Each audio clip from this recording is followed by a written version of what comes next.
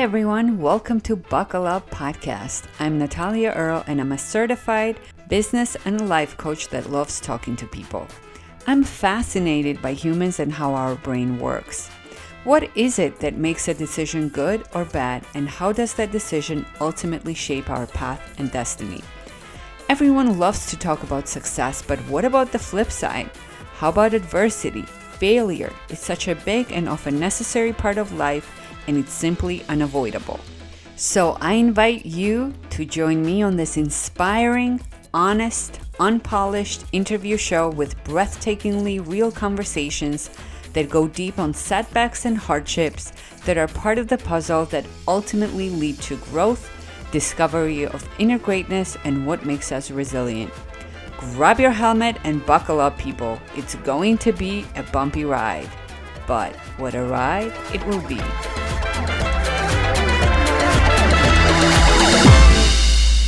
Today's guest is David Nino Rodriguez, a 6-time champion and heavyweight boxer.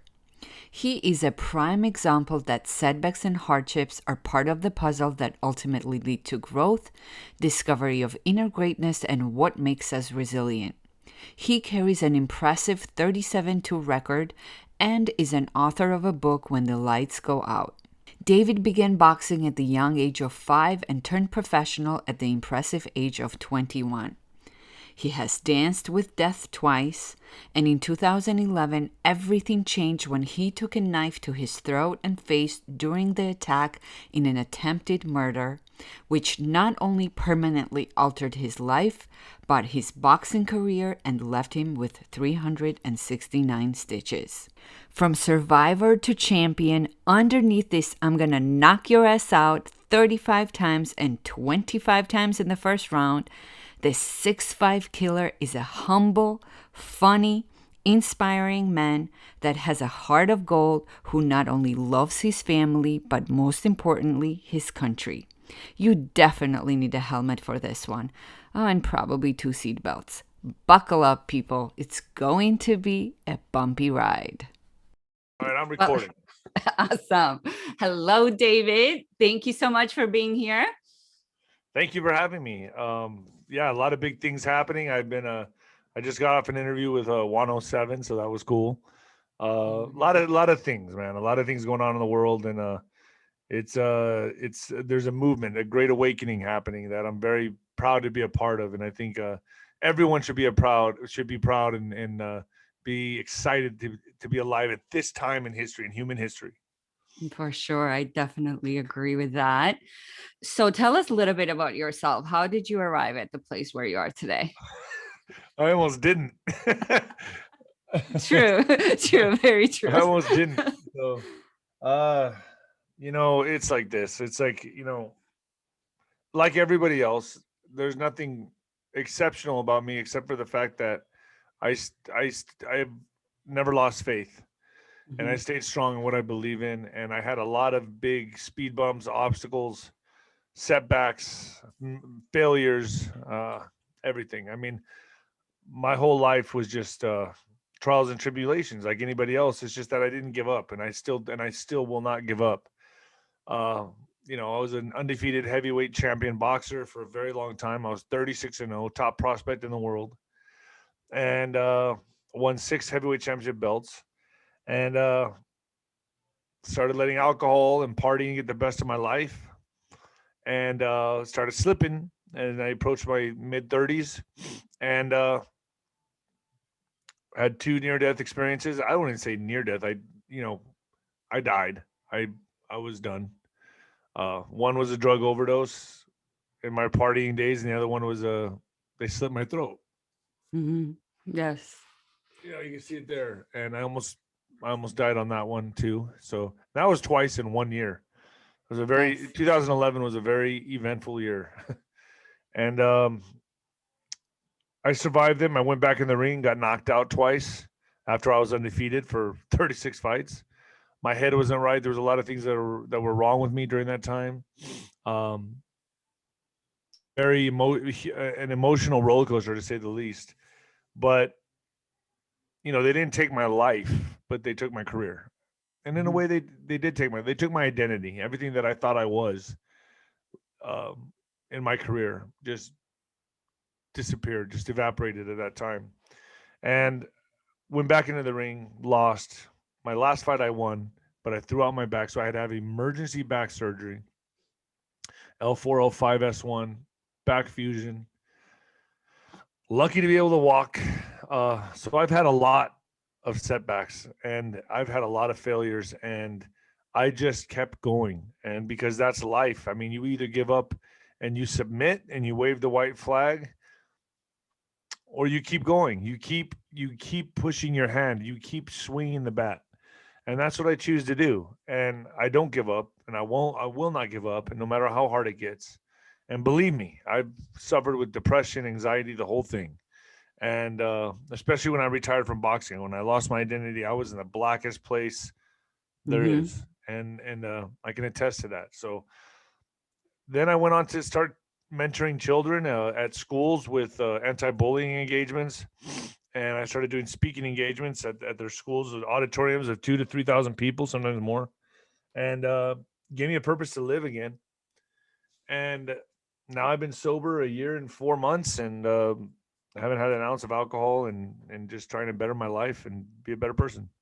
Absolutely. Congratulations. That's a great Thank you. achievement. So you started boxing at age 5? Yeah. Okay, so tell us a little bit, how did that all start? How did the journey start?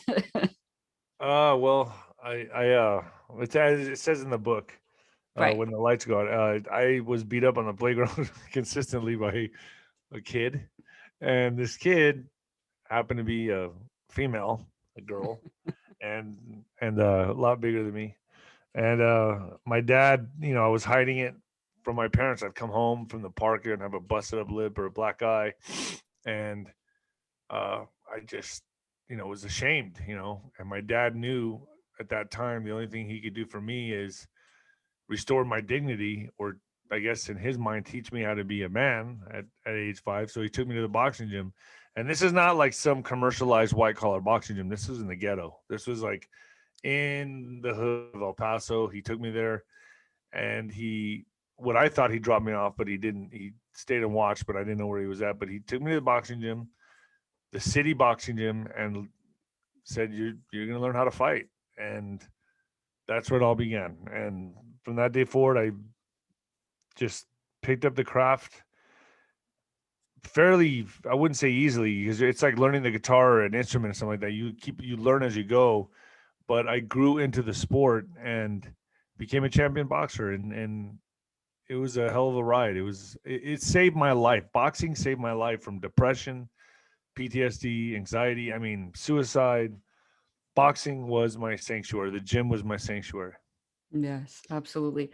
Well, I read your book, When the Lights Go Out, in 2 days. I absolutely could not put it down. It's like, and trust me, I'm a nerd. All I do is read all day long. I don't watch TV. I read a lot of books, and I don't throw out compliments easily, but you're a great writer. I did Oh, not thank you. expect that. I Yeah, was like, from a boxer. let's, yeah, exactly.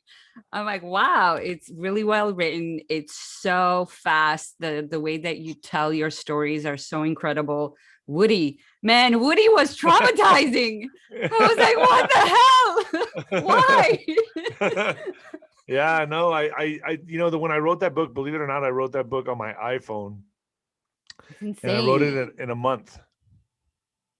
I just had so much in my mind. I had so much to just get out that I just decided I'm going to write a book. I was in a state of massive depression when I was writing it.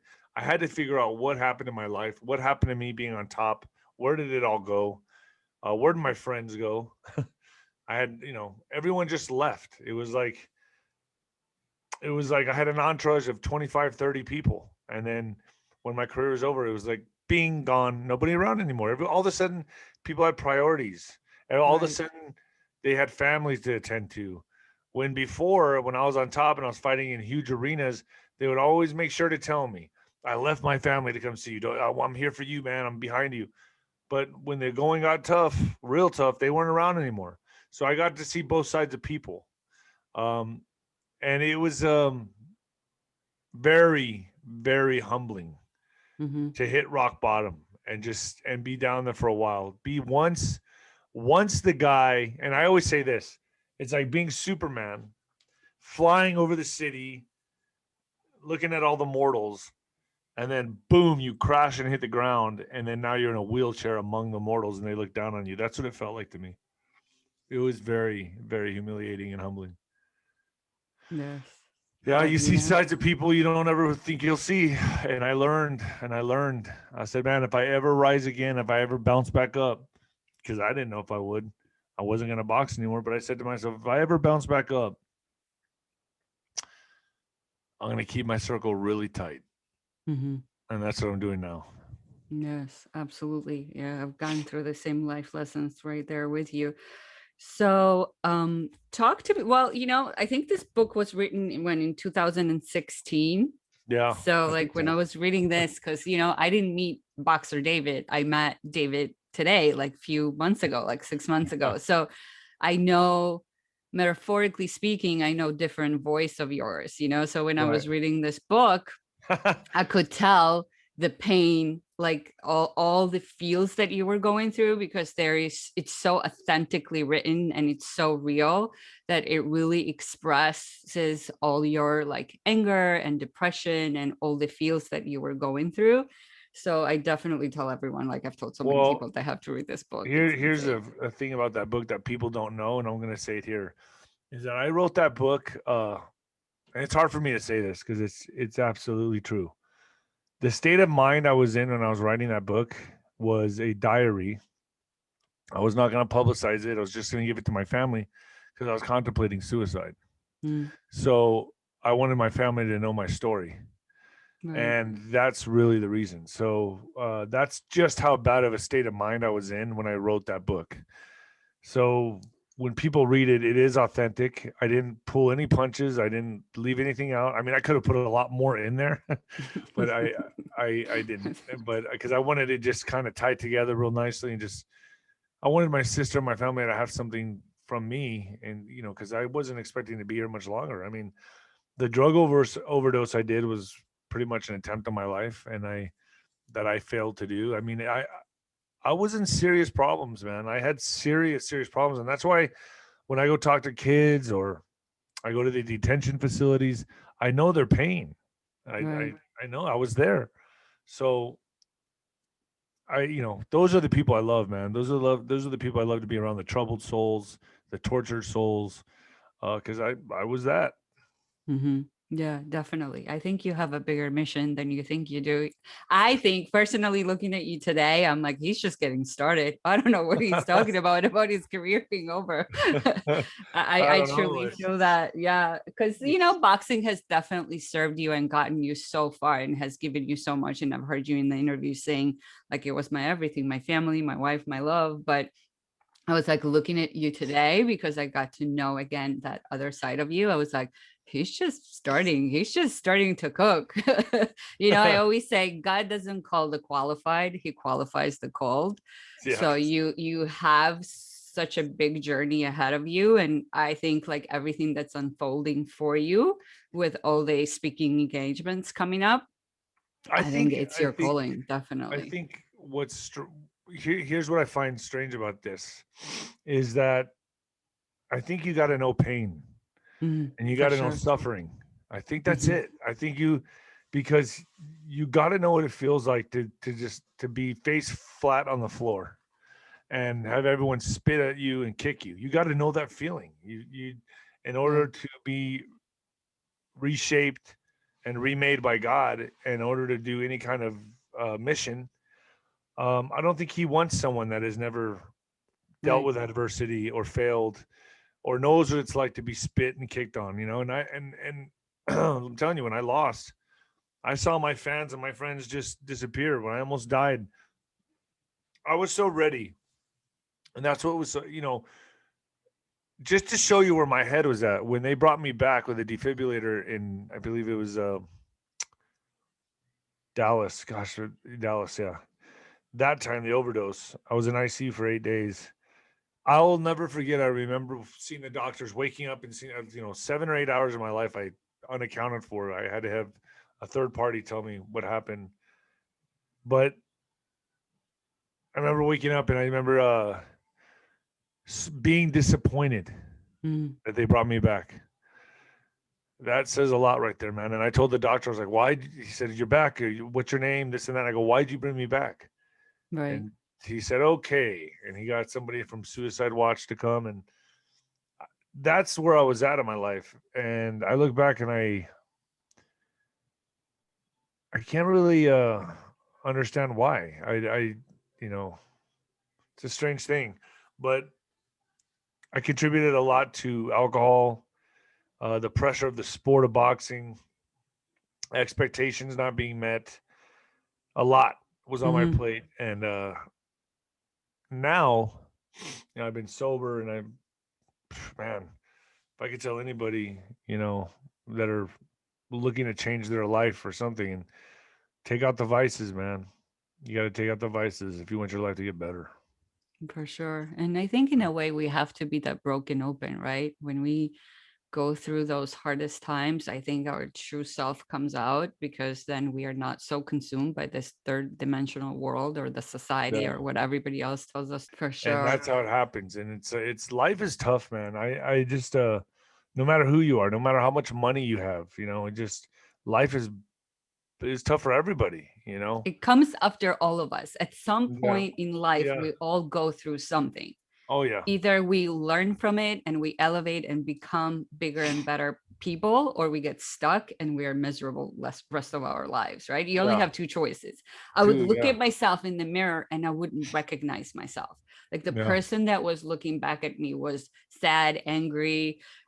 I had all these expectations out of life. And then I read this one book that really changed my life, Men's Search for Meaning. He's a Holocaust survival, and he Oh writes wow. this one line like, we all have these expectations out of life, but what about what life expects out of us? Ooh. And it was just like that light bulb went through my head, and I'm like, what am I doing for life to treat me differently? What am I bringing to the table, right? Because we all Yeah. want to take, but we don't want to give anything. Right. So that was a big, big lesson for me. And one of the best advices I have gotten, and I also read about that in your book, is to not to get stuck, right, in certain situations. Oh. And you teach people this mindset to help them, to liberate them from themselves when they're at their darkest points. So talk to me a little bit about that. What has helped you personally? How did you kind of get out of it? What tools? Were there people that have helped you? What did that look like? My mom used to always tell me, do something even if it's wrong. And Mm-hmm. she'd always say, stay busy. So I've always pictured myself as a shark, moving, moving, moving. Whenever I start feeling too comfortable or too stagnant, I go, uh-oh, this isn't good. I'm getting comfortable. And sometimes you can get comfortable in alcohol, depression, and just accept these things as a way of life. Now, I'm not saying, I believe, like, I tell everybody, like, I have so many demons, I've named them. And that's true. But it's like, but that doesn't mean you have to be, accepting of them in this, in the they can control your life. You got Mm-hmm. to know they're there, understand that they're there. They may never leave you.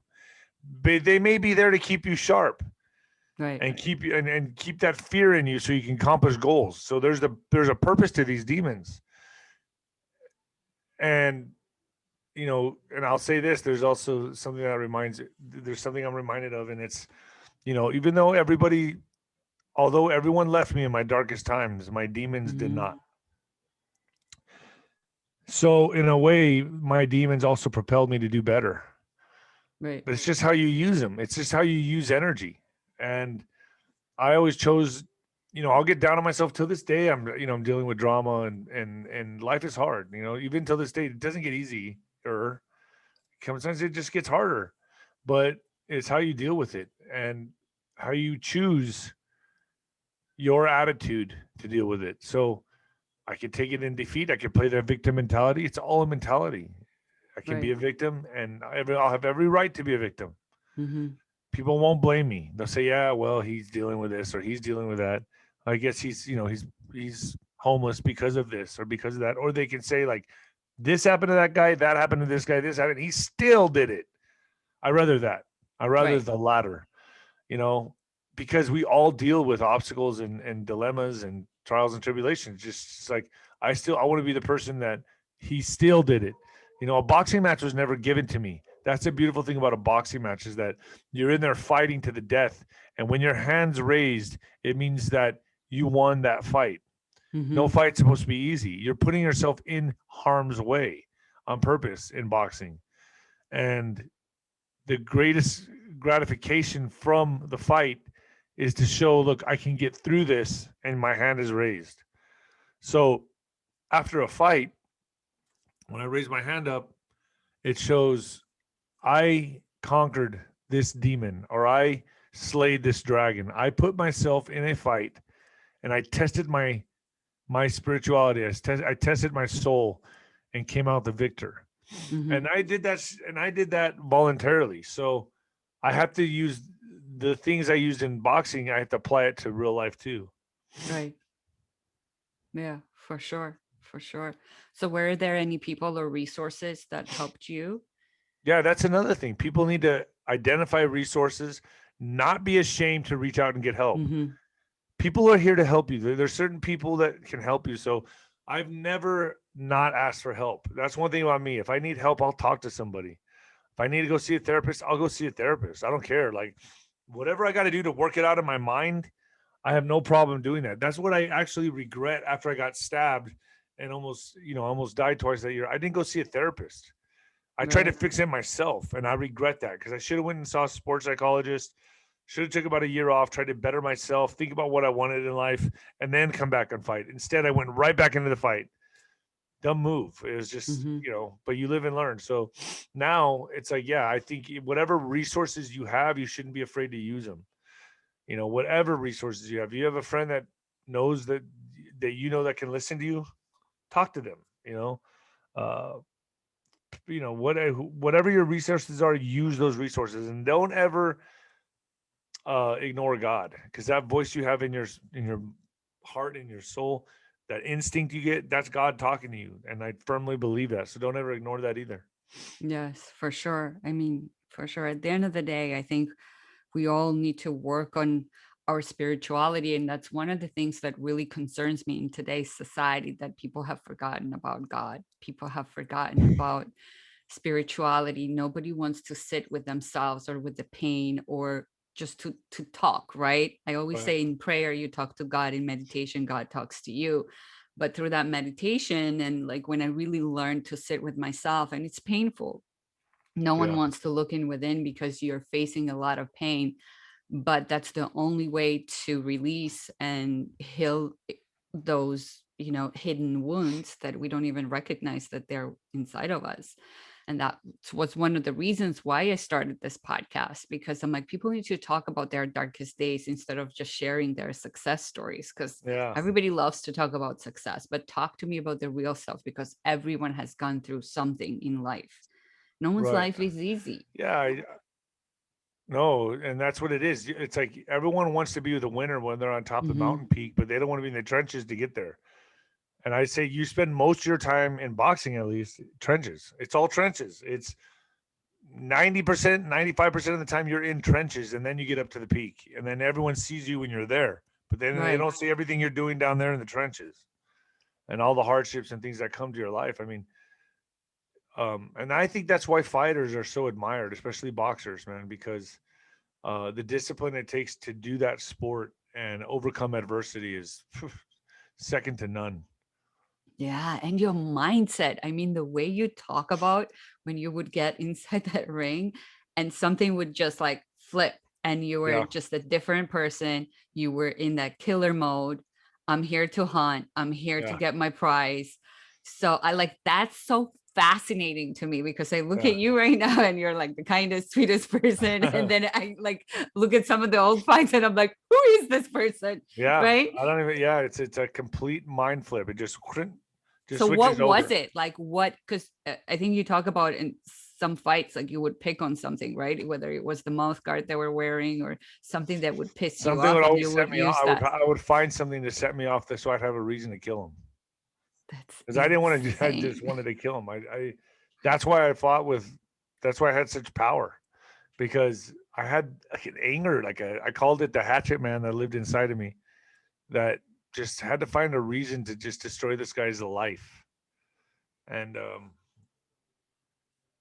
I Uh, did e- well. and even when you were in pain, I think you fought with broken ribs, broken arms, Yeah, or yeah. wrists. I had a pretty hard-nosed trainer that didn't want to hear any excuses.